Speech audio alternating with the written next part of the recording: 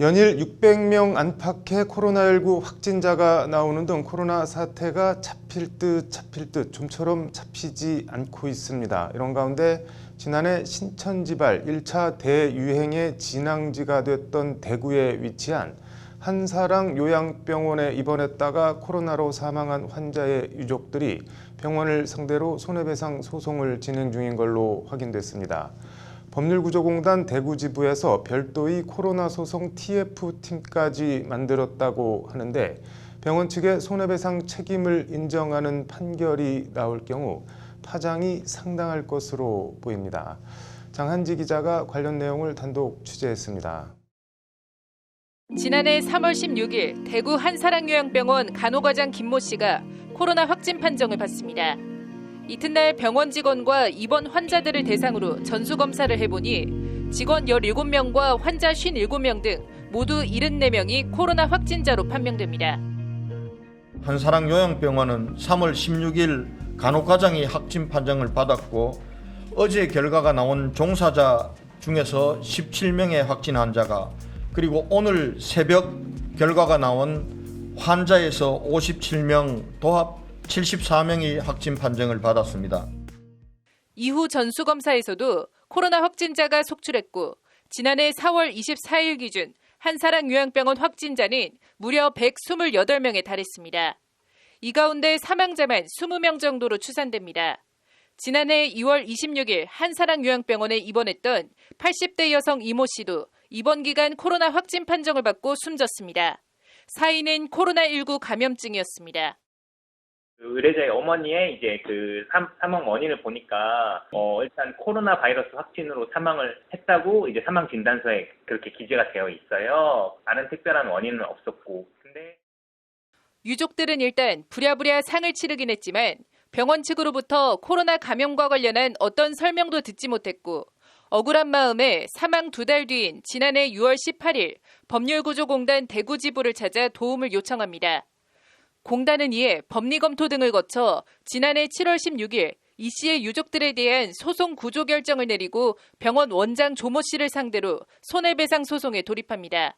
청구 금액은 6,300만 원입니다.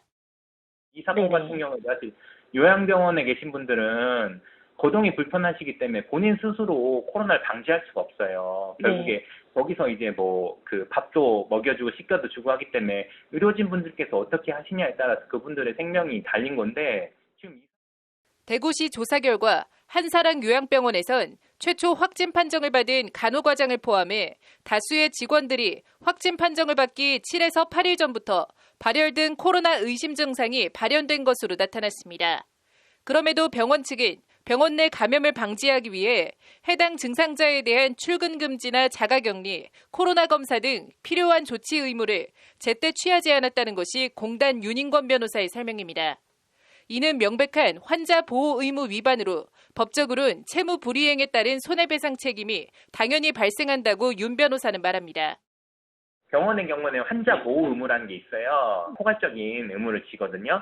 근데 이제 입원한 환자가 감염이 돼서 사망을 했다는 것은 병원이 그 보험을 다하지 않았다는 그런 보험 위반이 있다고 볼 수 있는 거거든요. 환자 보호 의무와 더불어 병원 측이 감염병 예방법상 감염 예방 의무도 소홀했다는 점도 윤 변호사는 강조합니다. 직원들을 상대로 발열 체크, 증상자 확인 등 최소한의 필요 조치나 교육이 이뤄지지 않았던 겁니다.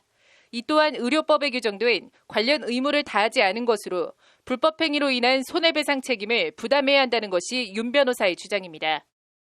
근데 이 병원은 지금 감염관리실도 설치하지 않았고 그리고 직원의 감염관리 교육 및 감염과 관련된 뭐 건강관리에 대한 사항 뭐 그런 것들을 하지 않는 걸로 보여요. 발열 체크를 한다든지 뭐 그런 노력을 한 흔적이 없더라고요. 그래서 저희가 이런 병원의 조치가 감염 뭐 예방음이라든지 감시음 뭐 이런 것들을 위반하였다고 이렇게 지금 뭐 채무불이행 불법행위 둘 다로 주장을 하고 있습니다.